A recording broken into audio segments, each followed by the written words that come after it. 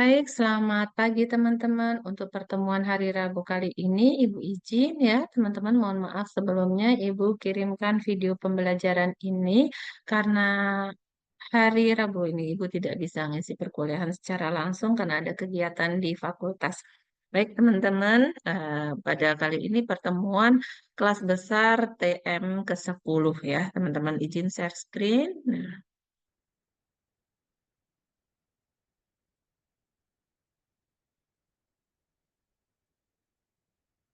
Nah, pada pertemuan kali ini kita membahas terkait dengan materi komunikasi persuasif, di mana ada teknik komunikasi persuasif. Yang pertama, foot in the door. Yang kedua, door in the face. Yang ketiga, implementasi. Dan yang keempat adalah cara lain teknik kepatuhan. Nah, buat teman-teman mahasiswa, harapannya adalah mampu menganalisis dan menjelaskan tentang empat teknik komunikasi persuasif. Nah, ambil referensinya, Ibu ambil dari beberapa referensi seperti dari bukunya Perloff, The Dynamic of Persuasion, Komunikasi and Attitude. Kemudian Larson, Persuasion, Reception and Responsibility. Kemudian dari Soriana, tentang komunikasi persuasif. Nah, teman-teman, buku wajibnya adalah Perloff. Dan untuk tambahannya boleh ambil dari buku apa saja terkait komunikasi persuasif. Baik, teman-teman, sebagai pengantarnya di sini tentang komunikasi persuasif di mana dibutuhkan di setiap aktivitas kehidupan kita sehari-hari. Nah, komunikasi persuasif dilakukan dalam kehidupan sehari-hari yang tentunya ini merupakan adalah teknik atau taktik yang penting atau urgensi dalam kita melakukan komunikasi, di mana digunakan untuk mempengaruhi orang lain, mengajak mereka untuk merespon dengan mengikuti ajakan atau permintaan kita sebagai komunikator. Nah, diharapkan dari setiap interaksi ini hubungan yang berkelanjutan dapat terbentuk. Jadi komunikasinya bisa terjadi secara sustainable. Nah, oleh karena itu komunikasi persuasif menjadi keterampilan yang penting sebagai kunci yang diperlukan oleh setiap individu di dalam masyarakat untuk berkomunikasi atau melakukan interaksi dengan orang lain. Nah, sebagai makhluk sosial, tentunya manusia senantiasa membutuhkan komunikasi dan berusaha meyakinkan orang lain dengan tujuan mempengaruhi tindakan atau pemikiran orang lain.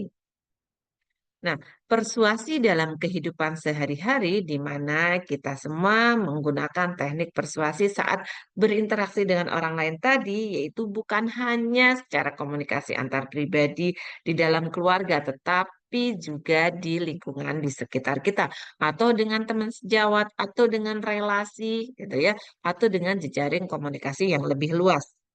Nah, meskipun teknik yang berbeda, tergantung siapa lawan bicara kita, keinginan dan kebutuhan untuk mempengaruhi lingkungan kita adalah pengalaman yang universal. Jadi setiap masing-masing individu tentunya memiliki pengalaman yang berbeda-beda di dalam melakukan komunikasi atau di dalam berkomunikasi.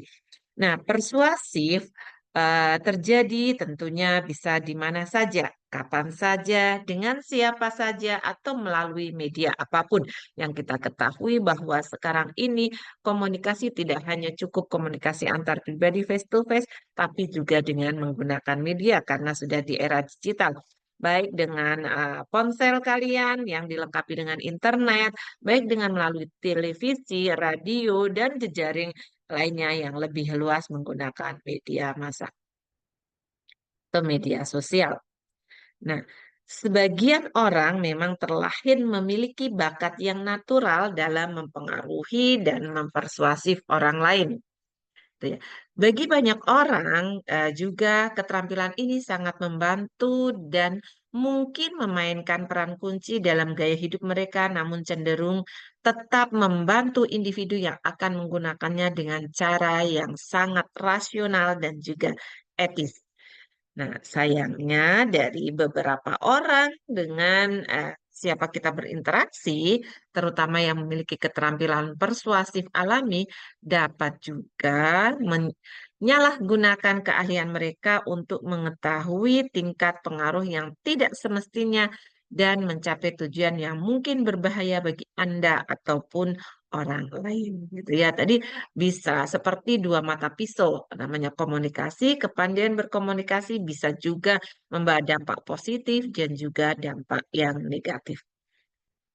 Nah, selanjutnya teknik persuasif interpersonal di sini ada 6 poin, yaitu yang pertama sequential influence teknik atau teknik pengaruh berurutan, yang kedua adalah law Belling atau hukum Belling, yang ketiga adalah that's not all teknik, teknik bukan itu saja, yang keempat fear the relief, rasa takut kemudian timbul rasa lega. Kemudian PQ teknik teknik kekesalan. Dan juga yang keenam adalah disturb then refrain teknik, ganggu lalu bingkai ulang. Mungkin agak sedikit asing atau juga teman-teman yang sudah banyak melakukan membaca buku atau searching di media bahwa istilah-istilah ini mungkin terbiasa gitu ya. Sehingga teman-teman akan lebih mudah untuk memahami istilah itu adalah hanya istilah yang biasa. Namun kita sering juga melakukan komunikasi seperti itu gitu ya. Yang pertama adalah sequential influence teknik. Di dalamnya adalah ada teknik yang namanya door in the face, di mana persuasif yang berlangsung secara bertahap, di mana setiap tahapan membangun fondasi untuk perubahan kepercayaan atau perilaku berikutnya. Nah, individu perlahan-lahan menerima opini baru dan komunikator sering membuat orang lain untuk memenuhi permintaan yang diinginkan secara bertahap. Nah, ini bisa Ibu kasih contohnya di mana komunikasi foot in the door, teknik persuasif atau persuasion teknik di mana foot in the door yaitu seperti you want a certain thing, so you ask for something smaller first. People are more willing to help someone they have already helped. Nah, di mana Anda menginginkan sesuatu tertentu, maka Anda meminta sesuatu yang lebih kecil terlebih dahulu. Orang lain lebih bersedia membantu seseorang yang telah mereka bantu biasanya. I can has friends fry. Oke, aku bisa pesan kentang goreng. Oke. Selanjutnya, I can also has cheeseburger. Aku juga bisa pesan cheeseburger, oke, itu misalkan, gitu ya. Atau juga door in the face, teknik persuasi juga, persuasion teknik. You want a certain thing, so you request some much larger. This make what you really want seem more reasonable. Ya, I can has you, so no, just cheese hamburger,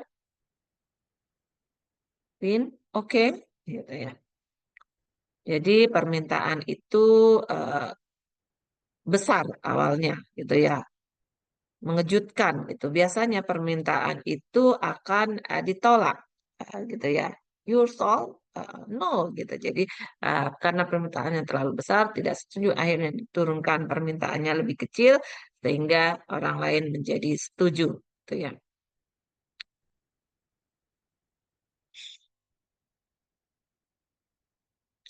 Nah, tadi yang pertama ini tadi Anda menginginkan sesuatu tertentu, maka Anda meminta sesuatu yang lebih kecil nih. Contoh yang foot in the door gitu ya.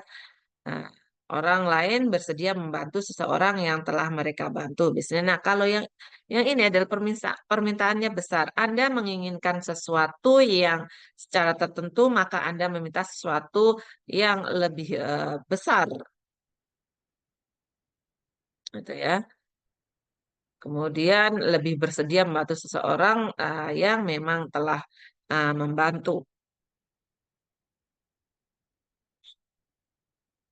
Nah, kemudian bisa kita lanjutkan terkait dengan penjelasan teknik foot in the door. adalah taktik yang digunakan untuk membuat seseorang setuju dengan permintaan yang lebih besar dengan terlebih dahulu, membuat mereka setuju dengan permintaan yang lebih kecil. Teknik foot in the door cukup efektif karena manusia memiliki konsepsi perkiraan berlanjut. Nah, foot in the door ini teknik secara psikologis yang mempersuasi seseorang secara bertahap. Awalnya permintaan yang diberikan adalah permintaan yang mudah dan sederhana. Setelah itu dikabulkan, barulah orang yang persuasif biasanya akan meminta permintaan yang lebih besar. Salah satu contoh adalah penggunaan teknik ini adalah ketika seseorang atau sedang orang atau kamu gitu ya, Anda sedang berjalan di pinggir jalan lalu dimintai waktu, ada ya biasanya ya teman-teman ada orang sales datang atau petugas survei atau LSM datang kemudian meminta 1 menit, 3 menit, 5 menit atau sejumlah waktu yang dianggap relatif singkat untuk kemudian kamu sisihkan. Nah, konsep ini dinamakan foot in the door karena seperti hal eh,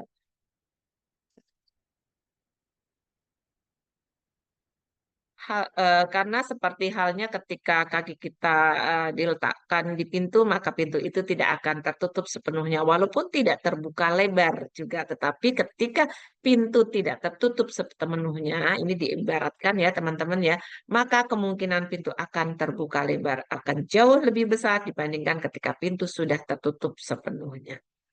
Dianalogikan seperti itu. Nah, kemudian door in the face, di mana adalah teknik persuasif yang dilakukan dengan membuat permintaan yang jauh lebih berat sebelum menyampaikan permintaan yang sebenarnya. Kalau bisa, permintaan pertama itu dibuat seberat mungkin sehingga orang yang mendengar akan kemungkinan besar menolak permintaan tersebut. Nah, ini lawannya dari foot in the door gitu kan ya. Dengan lawan foot in the face lawannya dari foot in the door.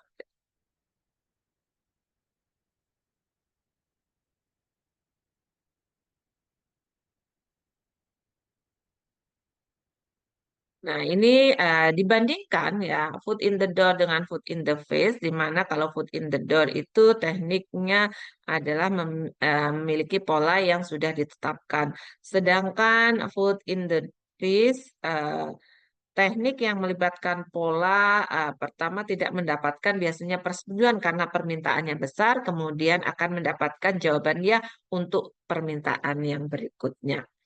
Nah, kalau foot in the door biasanya dari awal memang sudah disetujui atau ya dari sebuah permintaan kecil dan kemudian akan mendapatkan jawaban ya untuk permintaan yang lebih besar dan cara kerja fenomena ini disebut foot in the door. Nah, sedangkan foot in the face yaitu biasanya pembujuk pertama membuat permintaan yang agak berlebihan, kemudian diturunkan sedikit karena permintaan pertama biasanya ditolak, kemudian menindaklanjuti kepada permintaan yang lebih masuk akal yang kemungkinan akan diterima.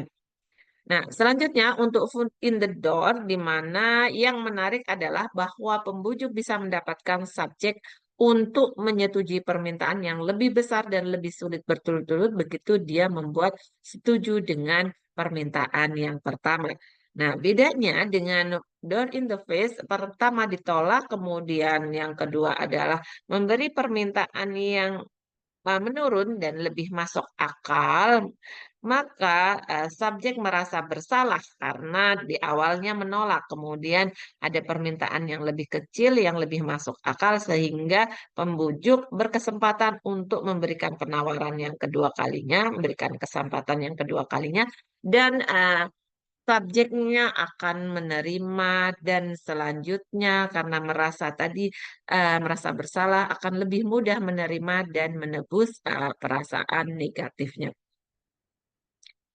Nah, teman-teman bisa lihat contohnya gitu ya, di mana foot in the door dan foot in the face berbeda di sini. Di mana small request untuk foot in the door, kalau di food in the face dia permintaannya lebih kecil gitu ya. Nah, teman-teman bisa lihat dari contoh yang Ibu tampilkan. Nah, selanjutnya adalah tentang labeling.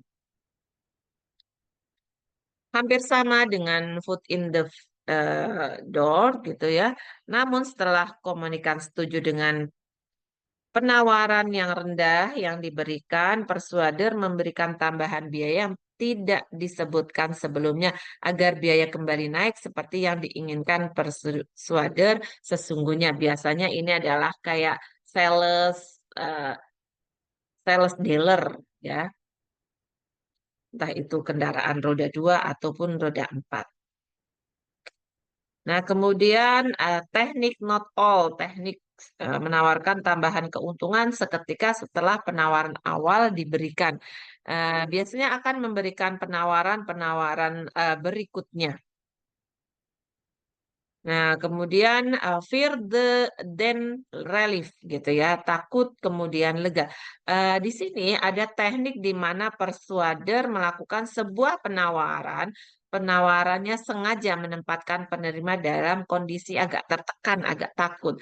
Kemudian secara cepat menghilangkan ancaman dan menggantinya dengan permintaan yang mudah untuk dituruti. Ya. Biasanya ini teknik seperti mungkin asuransi gitu ya, teman-teman. Ini bisa juga teknik ini dilakukan. Kemudian piqui teknik atau teknik kekesalan. Biasanya pada teknik ini komunikator membuat permintaan dalam bentuk yang tidak biasa, gitu ya, karena membuat keingintahuan target eh, halayak.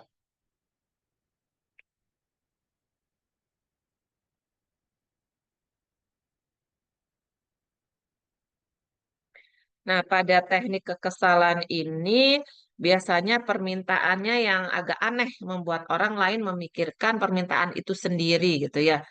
Eh, Anda mungkin pernah ya teman-teman melihat atau pernah mengalami sebuah penawaran melalui sebuah telepon seluler gitu ya. Dan itu kadang-kadang penawaran yang membuat kita kesal gitu ya.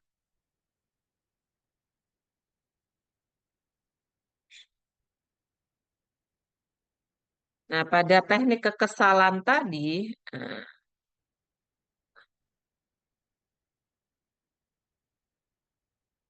seperti biasanya untuk dalam teknik kekesalan ini biasanya digunakan dalam strategi pemasaran.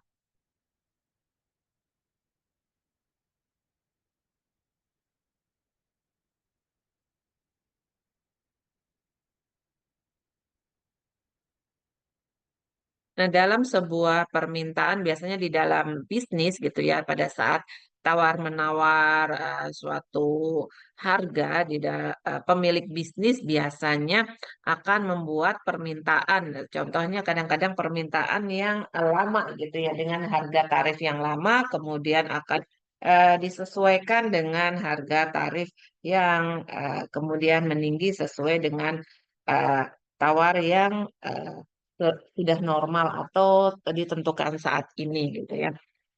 Itulah teknik yang membuat kadang-kadang permintaan-permintaan juga untuk kliennya membuat sedikit kesal gitu. Tapi akhirnya biasanya akan dipikirkan dan dilakukan pengambilan keputusan.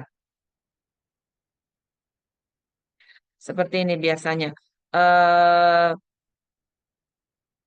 Seorang pemilik bisnis biasanya akan terjebak dalam membuat permintaan yang lama yang sama dengan menggunakan bahasa lama yang seperti orang lain lakukan pada misalkan pernah ada hubungan klien gitu ya.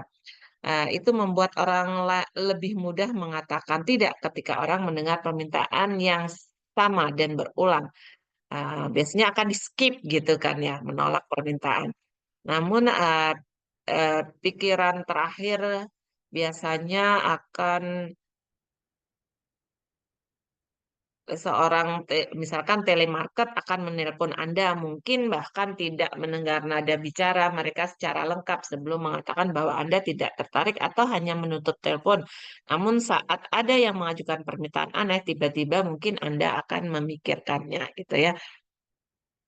Ini memang agak agak sedikit apa ya? Kalau kita bilang persuasif, tapi kok permintaannya agak sedikit aneh gitu ya. Biasanya pendekatan ini uh, buat permintaan khusus untuk mempermudah pengambilan keputusan.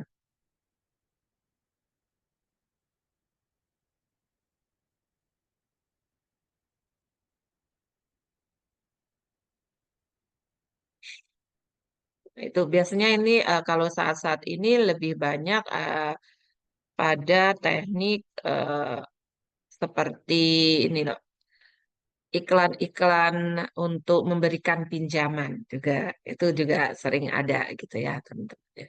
Terkait dengan teknik kekesalan.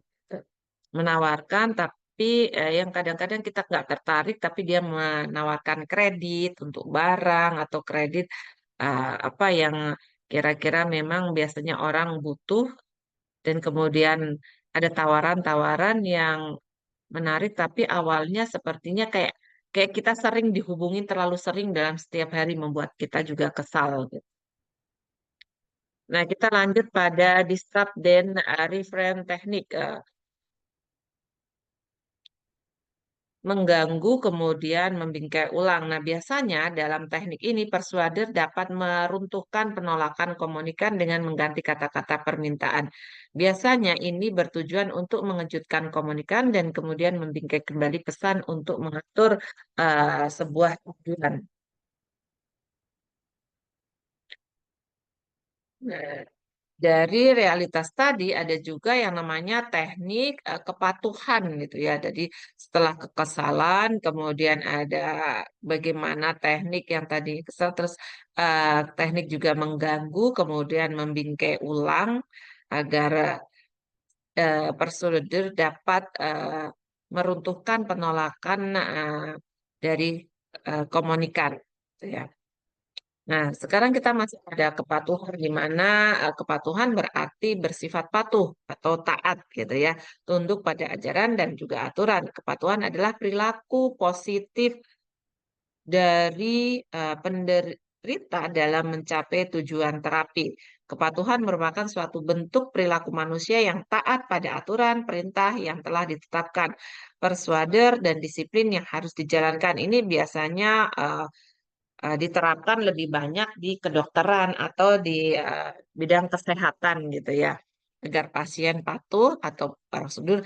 Tapi bukan hanya itu sih sebenarnya kepatuhan itu sendiri untuk mentaati sebuah aturan perintah yang telah ditetapkan, yang ada prosedur dan juga disiplin yang memang harus dijalankan. Nah, ketaatan gitu ya merupakan hasil akhir dari perubahan perilaku yang dimulai dari peningkatan pengetahuan. Setelah seseorang memiliki pengetahuan yang baik tentang sesuatu, maka akan merubah sikap orang lain atau orang tersebut terhadap pengetahuan yang baru dimilikinya dan selanjutnya seseorang akan merubah perilakunya dan uh, dapat merubahnya. Maksudnya dalam selanjutnya dalam perilaku selanjutnya dia akan merubah untuk lebih patuh lagi ya.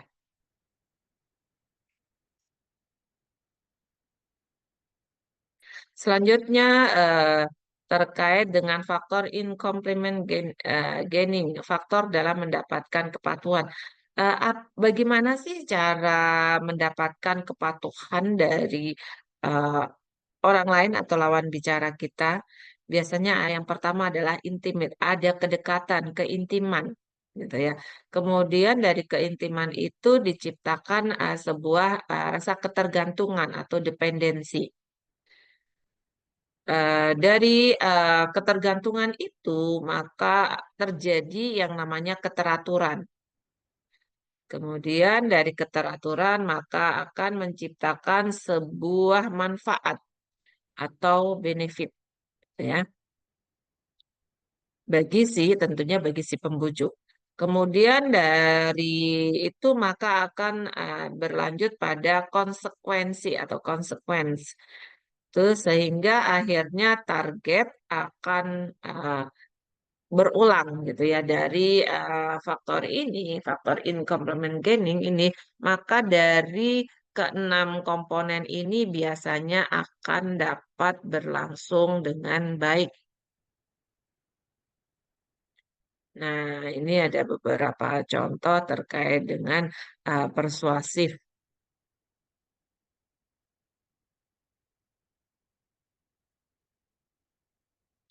Nah, ini seperti dalam sebuah iklan kemudian memberikan uh, penawaran gitu ya. Ya, get two get one free gitu. Jadi beli dua gratis satu gitu ya. Itu contoh juga penawaran yang menarik. Nah, demikian teman-teman untuk pembahasan pertemuan kelas besar pada mata kuliah komunikasi persuasif. Mohon maaf sekali lagi Ibu tidak bisa menyampaikan secara langsung dan akan Ibu berikan materinya juga di lead. Silahkan diunduh di lead button terus. Baik, terima kasih. Akhir kata wabillahi taufiq hidayah. Assalamualaikum warahmatullahi wabarakatuh.